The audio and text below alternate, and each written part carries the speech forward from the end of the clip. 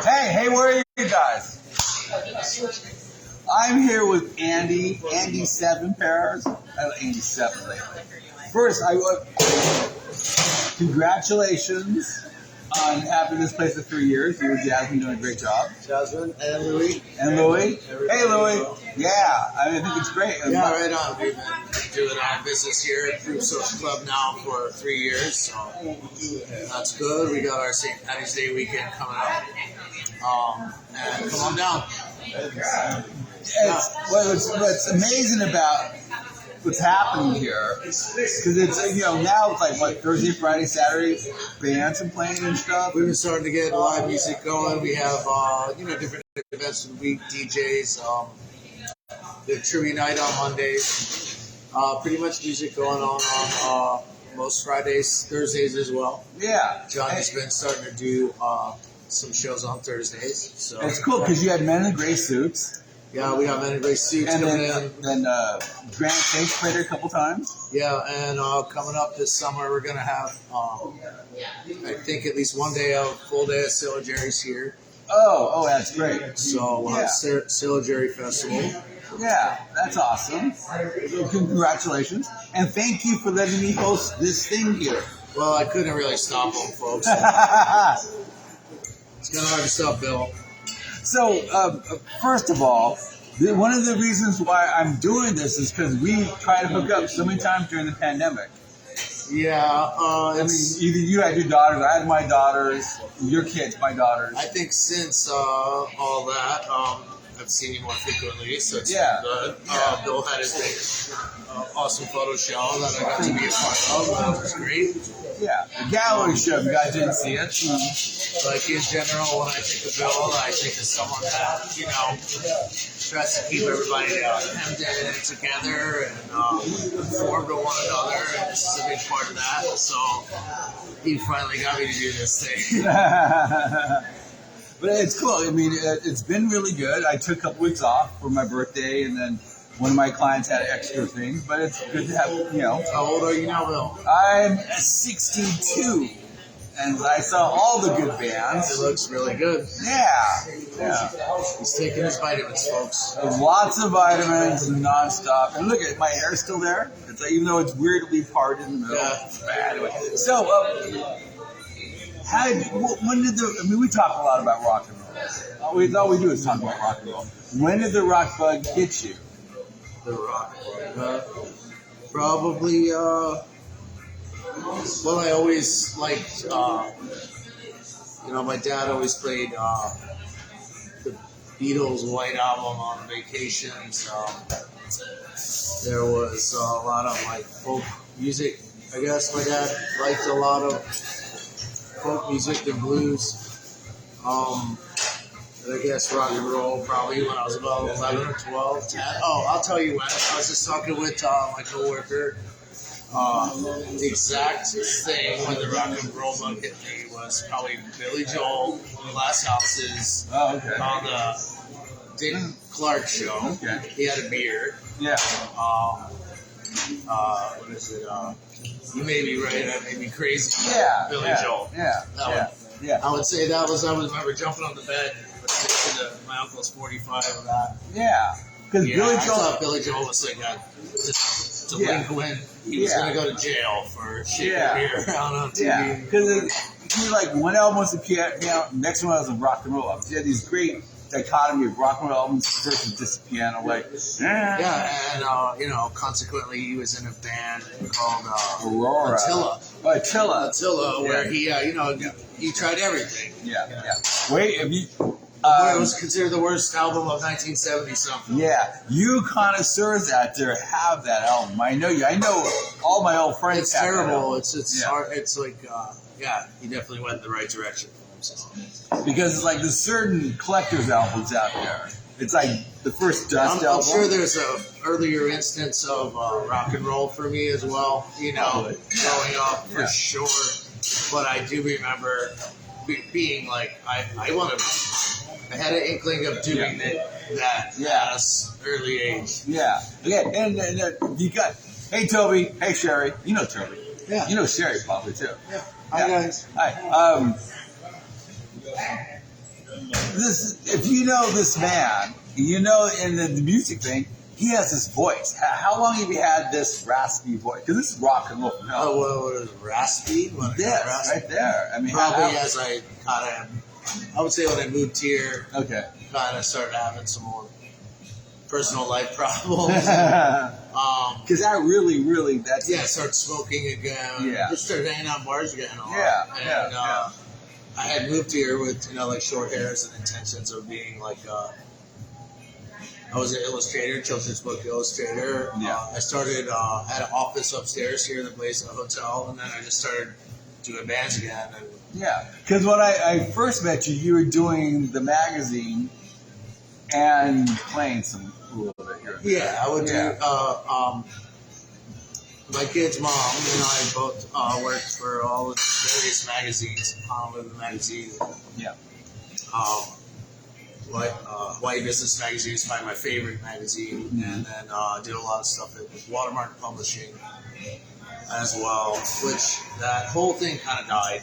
Yeah. Print kind of died. Yeah. Magazine subscriptions. Yeah. And then I just started doing music again. So I guess the raspy ness comes from leaving a hammer out in the rain. Yeah. It gets a little rusty. Yeah, but it still works. Yeah. But hey, Clayton. One of my favorite left-hand guitar players of all time, Clayton. Actually, consequently, I am left-handed. I can't play the guitar very well for shit, but maybe that's why. No. I think you're cool. But I did damage my hand Yeah. at one point, and I have a lot of numbness in my So that's where you right play. fingertips. No. My dad was just too cheap to buy me a left-handed guitar. That's funny because when I wouldn't say it's too cheap, but I was at like, Cheers, and then I went to Catholic school, and I was like, okay, oh, this then explains a lot about Bill here. Yeah. Catholic school boys, yeah. Yeah. Well, only for like I give my right arm to be ambidextrous.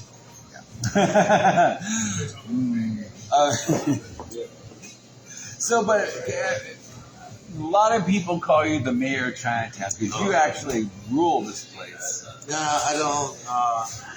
Maybe I wandered around it quite a bit for a period of time. Yeah.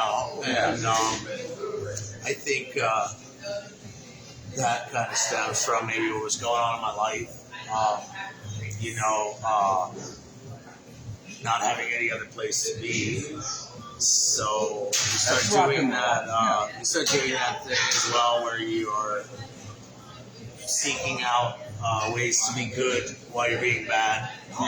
So I was out there kind of being wild, I guess, but at the same time started seeing things. A lot of people without houses, a lot of white homeless issues. Seeing people I knew that would drift from hanging out in Chinatown to I remember just kind of trying to fill that void. Yeah. I think we went through shaking strangers' hands. We almost went through the same thing in the same time period. Because I went through my divorce, and then all of a sudden it's like, oh, I can watch the sunrise now. I can see Tavana. Yeah, maybe when we at a King's Pub. Go watch him record with Robin. What was that for you? 2014. Yeah, and then just trying to figure things out and stuff, but keeping the rock and roll thing going on. I remember when I met Bill, he always made me feel. I was like, "Who's this guy?" And why is he so nice? Why is he so excited about everything? Well, because it's rock and roll, and then what the big thing about moving here was to get out of California, but I like to have a scene. I love music. I love rock and roll music. I don't give a shit what happens, but I like rock music. And then all my friends are guitar players, as you probably saw my gallery show. But the main thing is if I'm going out, I want to see people. I want to hang out. I want a good vibe. Did you ever play music, Bill? No. Here, I was a kid, right? And then going through life, and it's like, if I was in the band and I got kind of success, I'd still, no matter what I did, that band would, hey, I remember you in the Butthole Surfers or whatever. And then no matter what you did, that band would be, oh, wait. Paul McCartney or the Beatles? Yeah. The Beatles. Black Sabbath or Ozzy? Sabbath. You know. Jimmy, Robert Plant or Zeppelin. You know, no matter what, that original band, you're always stuck with those guys, no matter what, forever. Yeah. And I didn't want that. They all go back. Yeah. I didn't want that. I want to be able to work with. I want to work with at time I work with. And the thing was, But would you say that you had a love for music, or maybe without picking up the guitar and understanding of? Yeah. No. It should be. I can geek out with the best of you guys. I can go from P90s to Super Syncs to like on a Fender Twitter, but like all this, I can geek out with all you guys. I feel like I should have you lie down on the couch. But the thing is, it's like if I was fortunate. My buddy and I, Johnson, has a hey, I'm interviewing Bill now. You see how I did that? I turned it all around. It's like when I was a kid and things were happening, you know, nobody was covering anybody. Circus, Hit Parade, or Cream Magazine didn't have a Remember clue. the magazines, Phil? This is interesting. Because that's what we did. And remember, tell me. you can learn to play guitar like Randy Rhoads on that magazine. And all that stuff. I had all the Hit Parade or Cream. Yeah, because we met him. There was actually that's kind of where rock and roll really came into it for me. I would get dropped off at the bowling alley by my mother, like a latchkey kid. With all these fucking perverts, Gator Lanes. I remember, and I would always have like my fucking tape, Walkman, and be listening to like. Probably at that time. Reckless Eric. No, this was when I was a kid, so I remember Def Leppard. I love Def Leppard. I love Def Leppard. You know, and then, that's not like, that's what they gave you. I remember the day they came out with MTV, right? So, I remember one of my little girlfriends who were probably in elementary school goes, could you call in and vote for this song? I remember Bruce Springsteen and Peter Wolf competing for who would have the title of Dancing in the Dark. Because he was going to call that song Lights Out. That was supposed to be called Dancing in the Dark. So there was a competition. They chose Bruce Springsteen. I remember that, time of Motley Crue's first record on 45. That was the best record there. I feel. Crue was definitely. But you get it. What I kind of found as I went back, as time went on, and this is interesting. This might be an interesting little thing to point out. Okay, so Bill had asked me when did I get into like rock and roll stuff. Okay, so here I am bowling at 11, 12 years old. I remember having a Def Leppard, Union Jack. I couldn't go. We were gonna get to go see Quiet Riot. And then they never came to our town. Something like that. But all those bands had done something that was already done in the 70s in England. Which is really interesting. So every one of those bands that I loved when I was 12, by the time I was in my mid-30s, I was like, that's Mott the Hoople that wrote that song. That's Bowie. Slade wrote Come On, Feel the Noise. Ian Hunter wrote Once Bitten, Twice Shy. So Jack Russell. The way the Americans interpreted their music was so shit. It's garbage. Like T-Rex is kind of for you to get.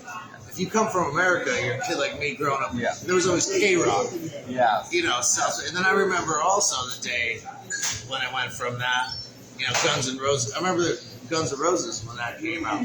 Appetite for Discussion. Discussion is always called. I like that. That's what we're doing here. Appetite for Discussion. No, but Appetite for Destruction came out. I heard that album the same day, though, in my brother's Ford Escort that I heard Steve Miller's Greatest Hits. And I liked them both equally, actually. I was like, these are my brother's CDs. He's got the car going to work for my father. And a couple years later, tail end of my high school years, here comes Nirvana. I like Pearl Jam. I like Eddie better. I thought Nirvana was more abrasive for my taste. And then, I like that unplugged thing that Nirvana did. Yeah. That's it. Yeah. His songwriting's great and all that, but I didn't feel part of that. That was the tail end. And then I remember in art school, Kurt Cobain committed suicide. Yeah. My friend came into the print shop, Kurt is dirt on his shirt. And you know, the 90s in art school, I remember then I discovered weed and Beck. Yes.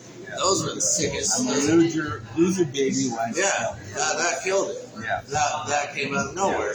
Yeah. The 90s were a great time of... Well, yeah, LA had a cesspool of shit going on, and they had... Jane's Addiction. Yeah. First time I remember, I probably did acid a couple times, but I remember I never heard Jane's Addiction. Yeah. And then I heard that Jane's Addiction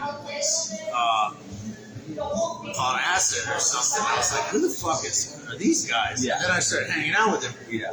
You kind of go from, do you make the football team to, or you got to sit in the parking lot or not go to school. Yeah. We're kind of latchkey kids. You kind of have to listen to James also. I really like the second album was really Nothing Shocking was really a mind bender. That was great. And also, one interesting thing that happened when I was a kid is the fucking Doors movie came out. Oh yeah. Okay, so that was really big for a bunch of kids to get. So now you have kids like checking out like the Doors and the Wayne Burroughs and David Bowie and all, and then it goes all and then you got the '90s. It's kind of the last thrust of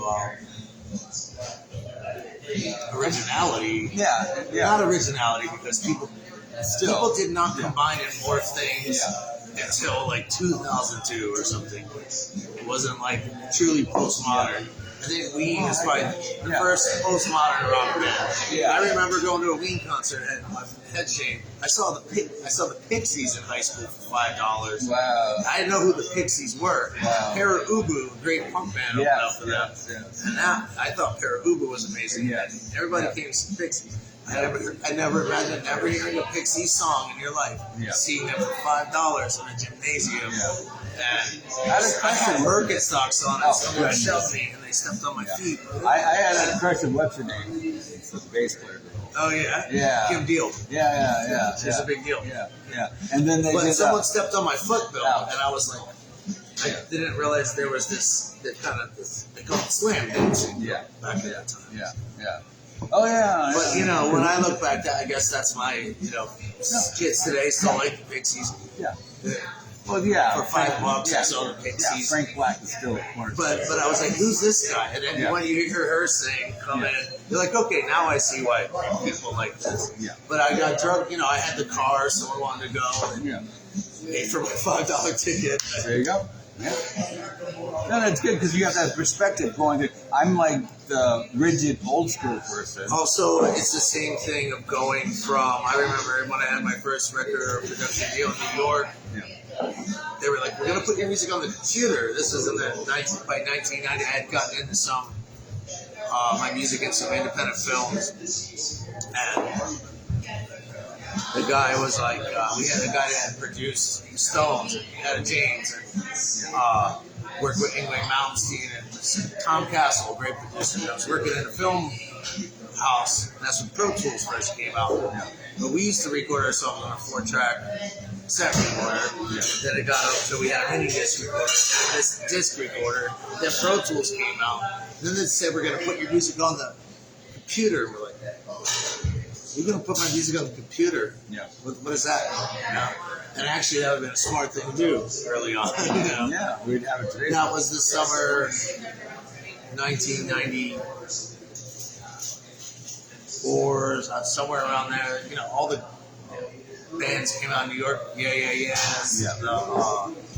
Flaming Lips, like bands like this were popular. The Moldy Peaches. Never heard of the Moldy Peaches. Hey, Chris, how you doing? Never heard of the Moldy Peaches. I'd look them up. They're good. Yeah. They're just like Robin Hood. So I like calling you Andy 7 because there's John 5 now. And then, but how did you go from that to actually 7 pairs of iron shoes, which is a great story, guys. Well, that's where it came from, actually. Yeah. The reverse. So, Seven Pairs of Iron Shoes is I got from an Italian Calvino collection of Italian folk stories. What are the other? There's a story called King Crin. So it's kind of like a theme in fairy tales. Like, you ever heard of the term "in a nutshell"? Yeah. In a nutshell comes from, in a fairy tale, a princess cracks a nutshell and out comes a carriage, out comes a gown for the ball. Yeah. There's a walnut shell, a hazelnut shell. So it's like a thematic element in European fairy tale. Yes. And Seven Pairs of Iron Shoes, it's kind of like you have to wear out Seven Pairs of Iron Shoes. The princess witnesses the prince, and he's a pig, and then he turns to a prince. And, it's like who's the kind of like a princess and a pea kind of thing, like a princess's trials, or it's also goes back to Snow White. They made the queen dance in hot iron shoes. Oh, yeah. As a punishment. Yeah. It's kind of and in India, they wear iron shoes as like a endurance, spiritual endurance kind of walk. Yeah. Kind of like Barren Cross in some way. Of course, the Knights had them there called sabotage. Sabotage. And then, if you guys ever saw my photographs of this man, the last session we did, he's up there, and he had a pair of sabotage. I thought it was very cool. Yeah. And you have that photograph now. Yeah. Is it mounted on the wall yet? No, I don't think I'll put them up. I'll save them for my archives. Oh, that's good. That's good, because those two are great. But the name, so, I don't know, I guess I took that name. I have a long last name. Yes. Catanzarese. Yeah. It's not a big show name. I don't think Dean Martin's real name was Dean Martin. Yeah, it was. Or John Wayne. Or John Wayne, yes. It was like Leslie.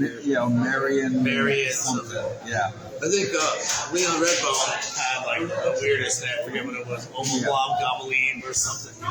Yeah. So, it's kind of a stage name. I like it. And I think it kind of just came. Henry Capote never got the hairs part, so maybe he started calling it. No, because like I said, there's Johnny 5, and now we have Andy 7. Right? It's something. It actually is a lucky number and all that good stuff. So it's good. It's kind of interesting after, kind of being like, I guess before COVID. Yeah. There was a lot of, I was pretty reckless and partying. Yeah. It's easy to be somebody else and call yourself something else and do a lot more music than you do, like self-evaluation. And COVID happened. Yeah. So now I don't know how I wear all that. I don't know. It's interesting. You got to stick with it. You can't change your name too many times unless you're changing towns as well. Yeah. No, I think you have a good thing going. And so I'm kind of sorry I missed you last week when you played here. I really wanted to come. But, yeah, that was weird. Yeah. That was a good show. That was for our anniversary show. Yeah.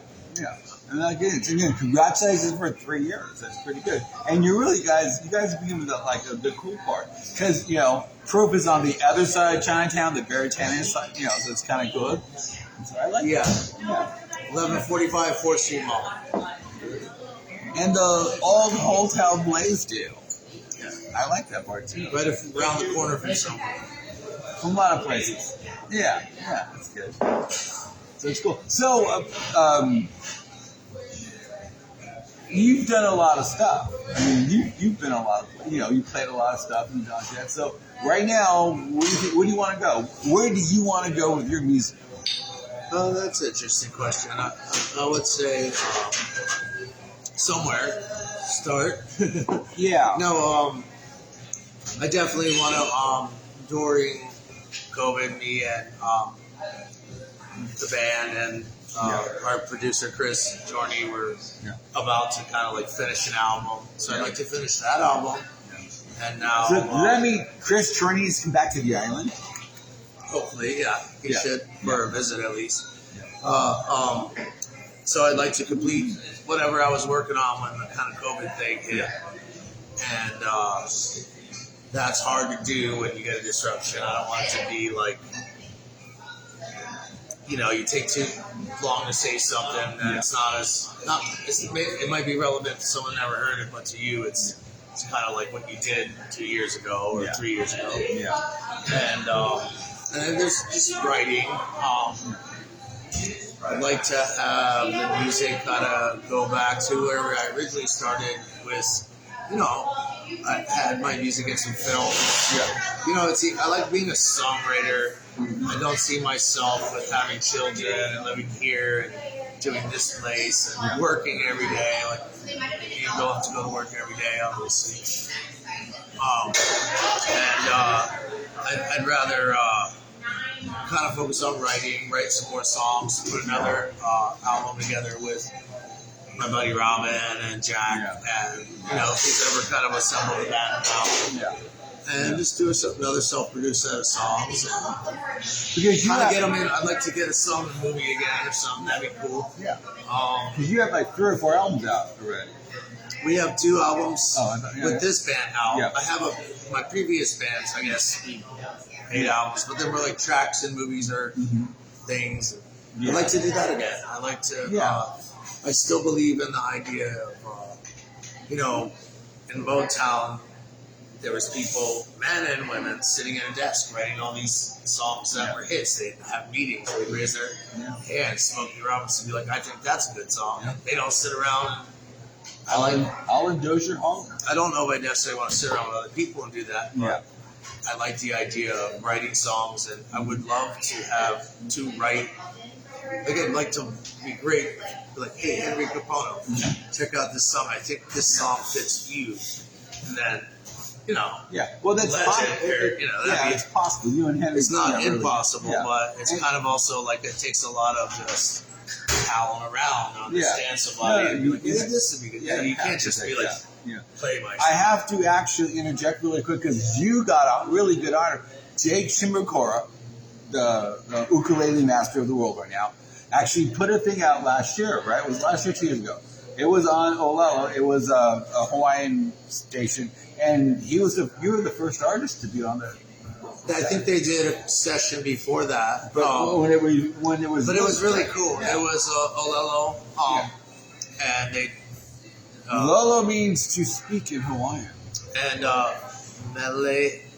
Mele is music. Mele. I don't want to totally fuck it up.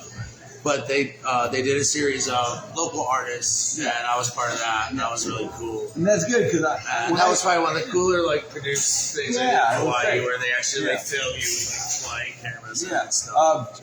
PBS Hawaii. And then, the cool thing is that really weird that a lot of people don't. You're on a soundstage, you're performing, and they really kind of give you the best look that you could possibly portray it in without kind of maybe betraying your own vision. It was really open. I get to use that a lot. Everybody knows done something cool, and if you find that one thing, you come up with that. Well, he was on Jake's Like I show. showed that to like my family and my grandma, and they liked it, so it looked like something, as opposed to here's a video of me in the bar. That downbeat. Yeah. So that was really cool. I guess that kind of got me back into things after COVID a bit. Yeah. Someone or another got me. Somehow I got up there doing a couple tunes with Henry. That was cool. Yeah. That's kind of been one of the cooler things I did. Outside of playing with the band, continuing to write music, sitting with my buddies, but get to have like Henry as kind of a mentor and jam with me a bit. That's Henry Capono. I used to work for Henry on the And I felt like, that was a cool thing. I'm still exploring and learning, to have just consider, like, it's not that someone's greater or better, but to have a mentor in your, not even in your writing, but just going like, hey man, that's cool. Like, keep your brain like this. Like, keep this frame of mind. So it's not so much about, can you help me or what can I do? But like, man, I'm feeling funky, and like, keep your head above water, and maybe do this, and let's hang out. That's really nice. Yeah, I think if you want to go that line, you could probably do a Friends album kind of thing, a duets album. Yeah, I would like to explore any of that. That'd be cool. But at the same time, it's just another lesson. Like I've always sought out you know, at one point here, there was that, when I first started doing more music and playing live here, there was an Americana revival. Yeah. And I had met a couple of different, like, promoters that were coming in and out. So we were going to open up for some our friends for Hank III, or Lucinda Williams was supposed to come here, all these people. Yeah. And then I had met this one guy. So then I got to, and through some other friends, you know, I got to interview John Hammond Jr. Yeah. And then also when artists that were coming here, like John Prine came here, I was able to access them. When Roger McGoon came here, I was able to access them to these promoters. When and then I just started doing it on my own. When Arlen Guthrie came here, I just found him on the corner somehow on the stage. Yeah. And I think that's a big.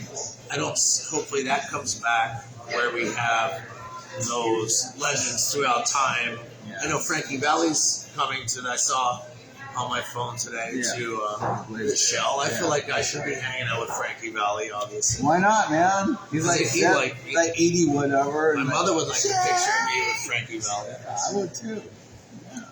Well, no, he's like one of those guys growing up. For me, it's like, you know, I know all those songs. Walk Like a Man, all that stuff. Well, yeah, I guess to answer your earlier question, I did definitely grow up with all that Italian American shit. Yeah. Family. I can't help it, but like knowing you. Doo-wop music was huge in my family when I was a kid. Yeah. Because you're just the East Coast Italian patch. Yeah, my mom chased Dion when he was older across the ball field.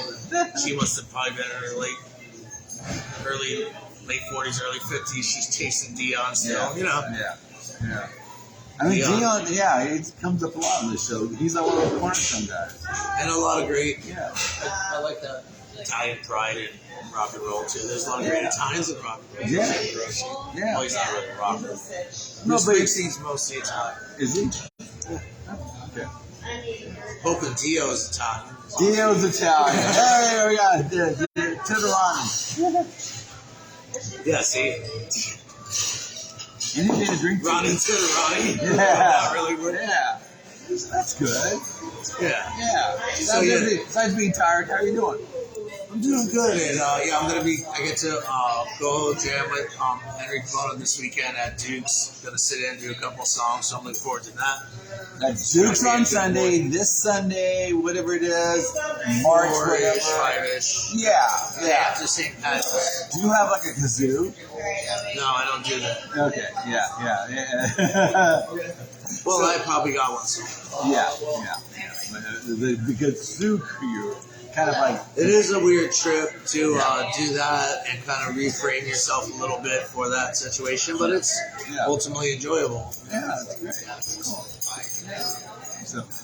So let's rewind. We gotta dude, how's Robin doing? Because everything I see about Many Great Suits, but they're not spotlighting him a lot. Well, I'm not sure everybody's names. I don't want to misquote them, but he's got a new group. They're excellent. He's got like a real ripper on guitar.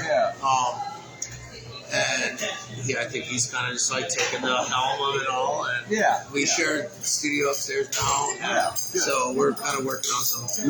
Robin, I need to get you on the program.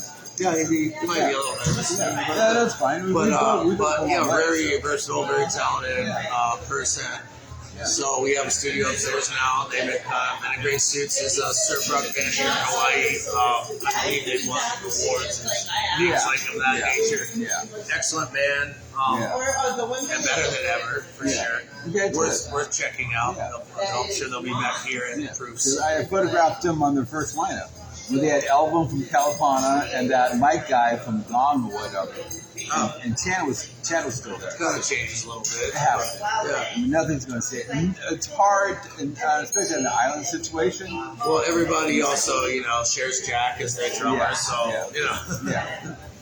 Hey, shout out to Jack. Jack's last name. Jack Towell. Handsome Jack Towell. Handsome Jack Towell, because he's a great drummer. Yeah, pretty much plays in every band. Just playing like. I've seen other times. No, but that's kind of what, Bill, I think that is indicative of Hawaii. Everybody has to share their surfboards and drummers. Girlfriends. Oh, I don't like that part. No, as far as that, it's great to be associated with, be sharing that studio environment with Ramen because it's kind of spurring me on to do the next project. He produced our second album, which you can get all our records on. 7 pairs of iron shoes, the number 7 pairs of iron shoes. Just go to Bandcamp, type that in, you get our first 2 records. And so he did the second one called Slip of the Pen, and we did that upstairs here in the Maisel and then finished it at his house. So most of the albums we've done here so far have been pretty homegrown. The last one, we probably put a little more intense studio effort as well. It's simply up here in the hotel. In the living room or whatever. I'd like to finish that one and do the next one, Bill. Yeah, exactly. Get a song and a Kit Kat commercial. A Ritz Cracker commercial. That'd be amazing. And that would give you a bank account too. Yeah. I have a buddy in the mainland. Used to live in LA, and his studio is like a couple blocks away from the Universal Grill, where it's after it's like all the sound and studio musical directors that hang out there. And so he had songs everywhere because he's showing up with his guitar, and like all of a sudden next week he's on Alley Big Deal or Crazy Matter. So it's like, I mean, right there. I have a lot of friends back east. One minute, he's like, oh, that's the guy that plays bass for Ween. Oh, his father plays in the Klezmer band. There's my other friend. Yeah. My old drummer plays for the Black Crows now. They're all over the place. They're working musicians. They'll take an opportunity, then they might be playing on some shit like that. That's Ally McBeal. Okay, wait. So, right now, if you had to, what's your top 3 albums of all time? Ooh. Top 3 albums. Pull the ace card on you. I say one of my. Go back to my rock and roll. I like I really always loved that album. Dirty Deep Studs Are Cheap. Ooh, yeah. I wouldn't say I'd necessarily put anything in the top 3 or 4. I would say, shit. I love Leonard Cohen's New Black Pearl Ceremony, 1974. And let's give it like a 3rd album. I would say, I will probably just say like, geez, that's a tough question, Bill. All time. Okay, if you walk to your buddy, I guess I'd have to throw that pick a Led Zeppelin album. Or like, who else I really like? I like old shit. Like old blues shit too. So I love Dave Van Rum. But it's more about artists. Neil Young. Though I would probably chip if it was Neil Young, I'd choose Keith Glamour and Sids. But album wise, I pick another one. I'll go with Frank Zappa. We're only in it for the money. Whoa, that's a good one. Or put it this way: you went to a buddy's house for a party, and he has all these albums, and you pull one out. What's gonna go? Holy shit, dude, that's cool. What's that? Because for me, right? Like you had In Rock, Fickle Tears. What is that? Sniffing the Tears. Sniffing the Tears. I might pick out something like that. No, I remember you have that way of finding the stuff that I thought was cool when I was 18. Well, there's, they had those hits. And they're kind of embedded. I remember the first time, I always tell this weird story. First time I heard Black Sabbath, my babysitter, she wasn't supposed to take us out. My mother got a microwave oven the same day. The babysitter took us with her brother. He was going to go, buy cocaine by the Winn-Dixie, by a twisty tree, in a Pinto. And that's the first time I heard Black Sabbath. So I'm like, not supposed to be in the back of a car. But with the babysitter, she gave me a little bit of liquor for my dad's liquor. Every dad had that liquor bar. This is the latchkey kid, living. Circa late 80s. I remember that, so I remember hearing that. Wayne's World Pinto. With the bubble back and everything. In front of a Twisted Treat. It's a big Florida. I saw one when I was in Florida. It's a big ice cream cone shape. place by the supermarket. Twisty Treats. And I also remember I remember our babysitter taking us to the roller rink with the 8-track playing AC/DC. Yeah. Flip it over. How did it work? You put the 2 other songs. I hate 8-track. Because right in the middle of Soul Sacrifice, you click on to the next song, the next one, like, okay. I don't know how they did that. Yeah. But I guess a lot of it came from those weird life experiences. That's cool. Florida. If you grew up in Florida, Yeah. you got like K-Rock. Yeah. And at that time, that was the mall, time of the malls. Yeah. Yeah. I remember playing video games in the malls, going to the record store. Hot Topics. There's no Hot Topic. You had a Gap. Yeah. You had The 80s Gold had Mine Arcade. You had that was an Lawrence Julius. Yeah. Yeah. And Hot Topics. I forget what the record store was called. Yeah. Yeah. We didn't have hot dog on a stick. We had Record Factory and I don't know what else. I remember even in college, Tower Records. Yeah, Tower. When you wanted to hear an album, Yeah. the CDs were already out at that time or whatever. Yeah. If you wanted to get, like, say, Super the Velvet Underground, I want this John Cale album now. Yeah. You'd have to, or one of my favorite artists. I used to, as I started getting to college, get a magazine called Dirty Linen. And it was a songwriting kind of magazine. It's kind of like world music, folk music, but there was a lot of good articles. And I found out about this guy, Vic Chestnut. And there was this line in the song. It's like, Straper loves Jesus. I love a girl. Gets my better judgment because I feel like a squirrel. I was like, good. All I heard was the lyrics. Yeah. Then when I went to Boston for the summer, I went to the Big Tower Records, and that was the only place I could even find that record. You couldn't find records. So, just like, if you live in Fort Myers, Florida, you're not going to find a Vic Chestnut record. There's no Tower Records. You got to go to Tampa. You might find it. You might have to order it from them. Yeah. I remember having to order certain albums from Tower Records Yeah. to be mailed to me. Wow. Picked up later, right? Wow. So imagine now you can find anything you want. Kids can find anything you want. Yeah. Imagine that though with the computers. Yeah. I got stories about that. So that's good. So yeah, my 3 albums. Those are my 3 albums that I picked today. That's not bad. Yeah. And then, so where do you listen to music right now? I mean, if you're driving to work or whatever, are you on music on, or are you like? No, I really don't. I will occasionally at work. Gunzo doesn't really like listening to music at work, so I listen to it as a group. Yeah. Well, I listen to my audiobooks. Yeah. But I started kind of listening to music again. Yeah. I have to be in a mood. It's really weird. Wow. Now I'm not into it. But a lot of people from back in the day to now, if you're a songwriter and you're in the middle of the album, they won't listen to anything because they don't want anything seeping into that psychosis when you're writing. For me, it's like I'm gonna wake up and put up word. We made our second whatever album. Yeah. Then you're trying to sometimes mix these things in someone's house, or you're trying to. But we'll master it. We'll send it to our friend to master it to get a different ear. Yeah. You're really not getting it truly professionally. Doesn't matter. I don't think it really matters that much in today's age. Yeah.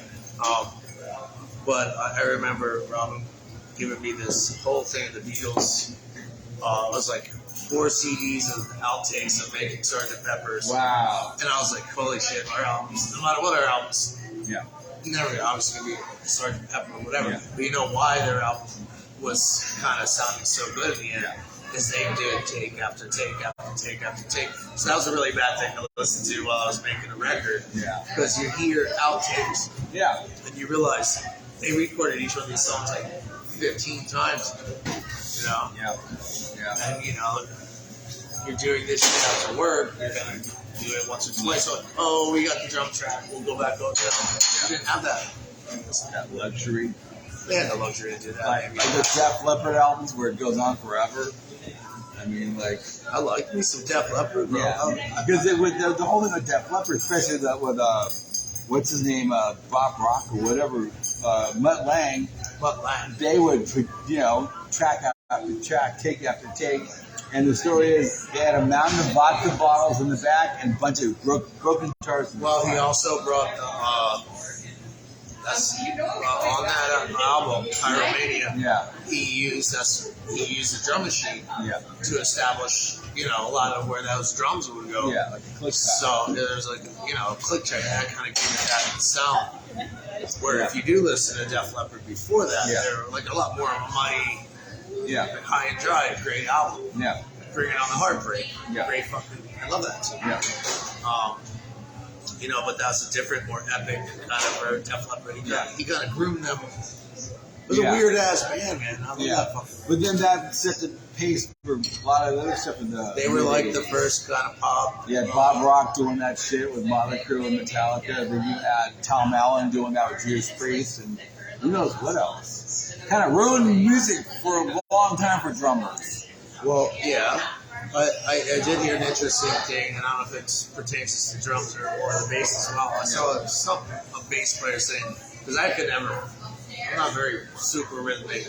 Like, Jack, our drummer, one of the drummers I know that is really like a human metronome. Yeah. But I think where that, you hear a metronome, and it makes that third sound. Yeah. I saw this guy commenting on it, he's like, really what you want to do is not try to follow that metronome like, okay, now you're playing at how many beats per minute, you're trying to get, this is where you want it. Yeah. But if you let that be part of the groove of it, I think that's how these guys did it, really. Especially with ghost notes. That's why you hear a lot of that kind of cowbell drums in the 80s, where it's just like you hear drums off the front of a record, You hear drums right off top because they're starting from. Yeah, I think most of those producers in the 90s didn't like drummers. So, and then they had the equipment to do that. And then you had Cozy Powell, and actually Dean Casanova did a lot of people's drums too. The guy from Journey, and him and Cozy Powell. I remember the Journey video game. Yeah, it's cool. Did you ever play that? No, I don't play video games.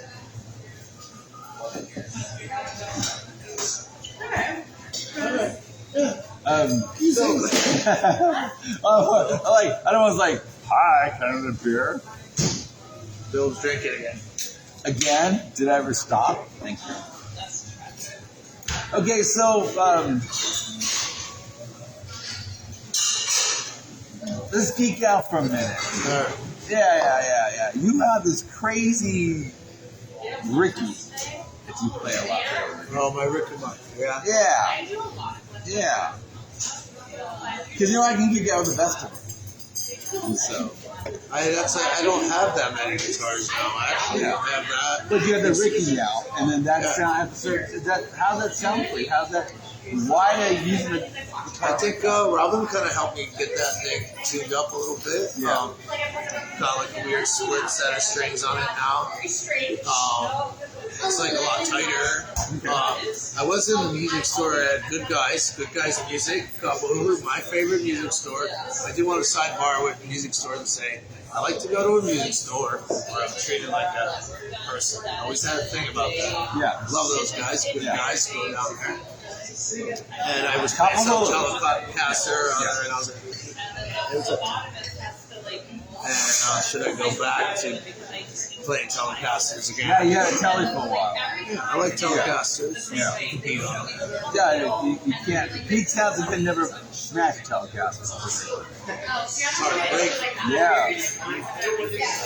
Richards hits on with Telecaster. Yeah, it's a famous little thing when the guy runs on stage and smashes him in the head. So. Yeah, but the Ricky to me, it's especially when the novel you play, it's kind of a secret guitar. Only certain people can actually wield that guitar. I don't know. I really like that guitar. Yeah. It's kind of beat up one. It doesn't have all the original parts. Maybe like all the kind of like a tremolo on it, bridge. It's just different, Yeah. The cool thing I think about that guitar is one of my friends, I guess he had broken up with his girlfriend. He had this rattlesnake tail. Oh. And that, he gave it to Chris when we were working together. He passed away, but before he did, they put that in that guitar. Oh. So I got a baby rattlesnake guitar tail in there from Evil Woman. So Wow. that might be the secret of it all. Yeah. It's always something like that. Some kind of mojo. Yeah. Yeah. Okay, so here goes. Yeah. What's your top influence? If you had to sit down, okay, this is the Rolling Stone interview. You're gonna be on the cover. The guy goes, Andy, what's your biggest influence? You like that, right? I would probably say definitely the kind of I got into, well, you know, like we were talking about the rock aspect of it, Yeah. and that kind of growing up in the 80s. Yeah. I remember drawing as many record, as you know, like to be an artist as well. Yeah. Drawing their album covers as much as I did music. It was like a thing. T-shirts, music, Yeah. but real musical and songwriting influences. I remember it's interesting when the CDs became like this kind of cool thing. Yeah. My dad had gotten my brother some CDs for Christmas. He got like Led Zeppelin box set. I forget what else he got. Yeah. Something really cool. And then I got like Bob Dylan, which was like this Bob Dylan, and like half that Bob Dylan shit sounds like live Bob Dylan is not like a really good like audio. And then this Leonard Cohen live, and I was like, oh jeez, she's like, I think you like these guys, and that really like set me in a different, because I was like, okay, Led Zeppelin's like great. Yeah. Then I started comparing like Dylan's lyrics to Led Zeppelin, or like Leonard Cohen. I'd say Leonard Cohen is one of my most because he's songwriting influence-wise. Yeah. Tom Petty, big, huge influence. Yeah, he played I think kind of a too. good balance between. I think a guy like Tom Petty didn't give a fuck if he's not Leonard Cohen or not. Yeah. He kind of kept it simpler. Yeah. He had that little. The influence is Florida coming guy. and go. He's the Florida guy. I think a lot of the influence comes from folk music, though, like Dave Van Ronk. I love old folk music. I love Mississippi John Hurt. Yeah. Not that I would play like him, but I just love that music. Yeah. So that influences like just kind of the way I like to try to play. Maybe you should do a old blues thing and get Well, some I like. always saw some kind of bluesy. Yeah. You know, there's a point you in- and an acoustic guitar Kind of a point in your life where down. you think blues music is not cool. It's never cool. I remember John Hammond telling me, he's like, it's not a popular thing. Yeah. Roots music, blues music, it's not popular, but it's always there. It's always there to be like, it's more like, it's not popular, it's just there. Yeah. And it's always gonna be there. Yeah. You know, it's kind of pretty basic. It's like, But it's basic. good. It's a basic. It goes with that Human music is emotion. pulled out of, but it's also pulled out of like the guitar itself. Yeah. It's right there. It's like simply. Yeah. It's so easy to lose yourself in that because it's simple. Yeah. So I would say that there's been more of an influence, but like it's more. I was reading myself as a songwriting perspective. Yeah. So I would say like lyrically, Leonard Cohen, probably major influence. I love. My influences get simpler. I can quote. I love Vic Chestnut, great songwriter. Yeah. That changed my whole perspective on can I be intelligent and still be like kind of like interesting, you know, like. Yeah. And I don't think a lot of people know who that guy is. He was great. Yeah. At one point, you know, Madonna recorded one of his songs. He would never know that. But he was also in the movie Sling Blade. Vic Chestnut. Vic Chestnut, great songwriter. Yeah. Look him up, kids. I just love all the 70s shit. Thin Lizzy, I love some Thin Lizzy. Yeah. I don't know though. I get into different things later on, like the Kinks, you know. Yeah. I think that's a good thing about Kinks are great. people who, your generation, you can look back and then I find mostly yourself. look back. Yeah. I mostly look back. Because it's hard to go forward. I like to find Velvet Underground. I remember first obviously hearing Lou Reed, major influence. Yeah. I like Velvet Underground for a lot of kids. Huge. Yeah. Halloween. I love that. Yeah. They were big influences for me when I was in college. Because they were different. Yeah. Yeah. I had the opportunity to get to follow Ween around or Vic Chestnut around and get autographs and drawings, you know, and things like that. Or you end up getting to meet them or your friends played with them. As you go along, they're not that far from you. Yeah. They're close enough to be maybe a generation, you know, like maybe the college generation. You know, they were seniors and you were. Yeah. But that's what it's supposed to be. They did when you get so I love those Yeah. bands. And I love East Coast shit. I really like Rocky Erickson. I think. Yeah. But like again, you discover a lot of these things later. After the fact, Well, because rock is. I like awesome, bands that I always liked the band too, like a guy like Rocky Erickson, where influenced a lot of people. Yeah. Nobody knows who the fuck he is. Yeah. Big Star, another band that kind of does that. Hey, John Luke, see Big Star. I finally finished a documentary on those guys. They're great. I mean, and then I pulled out that Chris Ball single. A lot of bands like that are meant to not be fucking big. Kind of funny, Yeah. They might have a little, footnote or something, but really they're bigger than that, Yeah. Also, a lot of 70s songwriting shit I love. Yeah. Stevens, like Jim Croce. Yeah.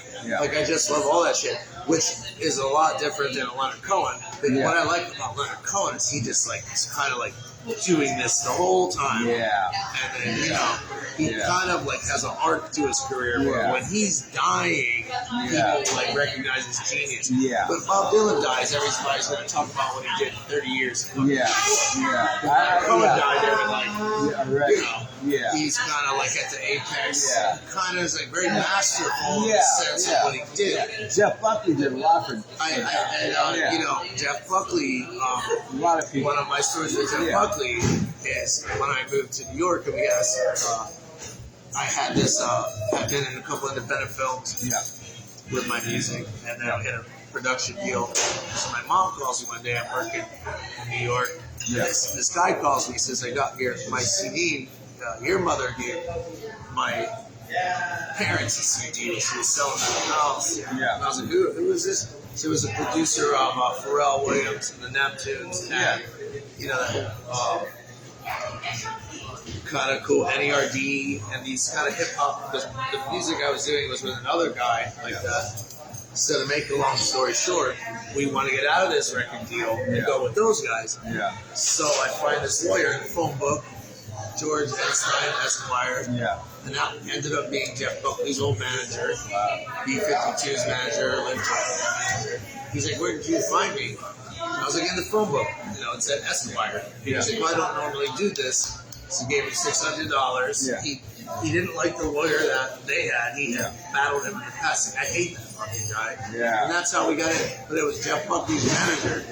And he's like, "Who's the singer?" And I was like, "I'm the singer." He says, "Your music is pretty good. This is not a mastered thing you're giving me, but it's pretty good." He's like, "But you know Jeff Buckley?" And I said, "Oh, really? Thanks. So sweet." That was like the nicest thing anybody ever said. You know Jeff Buckley. I remember he came out in a part of my life. I really his father too. I needed to be saved, kind of thing. I was in LA, kind of thing. It's like, and all of a sudden, I was actually San Francisco. Moved back to San Francisco, and somehow I got Grace, and I played it. It's like nobody does this, nothing. And then they're like, "Oh, he's doing a Leonard Cohen song," and his version of that song. It kind of propelled the song. Their whole then Shrek helped. And so it's that's how music is. That's what music is. It's like, I think it's a song. It doesn't matter who the fuck did it. Someone's going to pick it up and it'll move you. And they might be doing something. It's kind of hard to listen to Jeff Buckley for the first time and not be moved by it. I mean, there's something there. And it took a long time for the world to catch up to him. He was dead by that time. His our lawyer, this manager, he's like, "Here's the books." He's like, "He's still preaching." That was important. Obviously, the hallmark of this guy's music career was that he took Jeff Buckley. He told me the stories. He took him to all the record labels.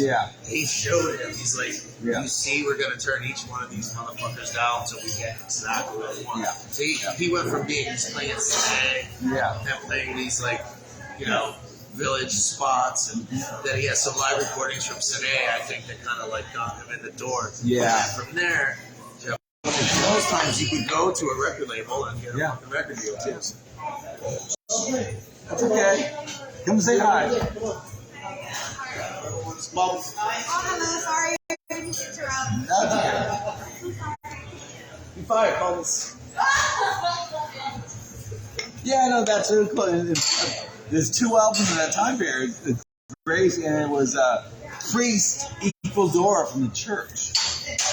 Very atmospheric. I love things that'll transcend time and take me someplace. I think now, you know, obviously with, I don't know, that's a fucked up story that he walks into the river or whatever. He goes, The band's flying in to do the tracks, and he takes him and his brother take a swim and takes his boots off and gone forever.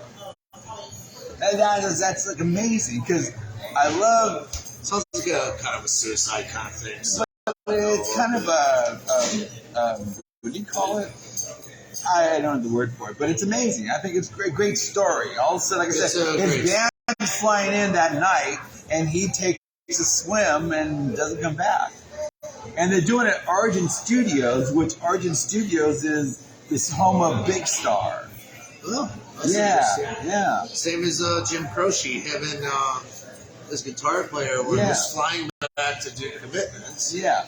In the small towns that he had blown up in this, he was playing college towns, and then he had blown up. Yeah. And then he went down to do one, and crashed the fucking. My dad always told me, don't fly in small planes. What do you mean? Small planes? And it turns out like, Otis Redding, Jim Croce, Buddy Holly. It's like, okay, Dad, I'll never fly in small planes. Yeah, I don't think I will. Yeah.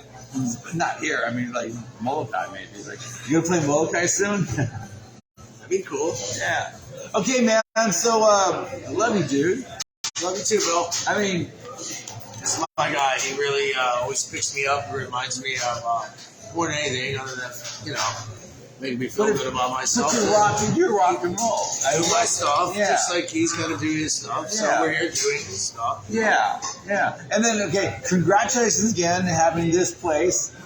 It's great. Thank you. It's you guys. If you're in town, if you're on the island, Thursday, Friday, Saturdays, come down to Proof. Hang out. This weekend's big. The Irish bar. Yeah.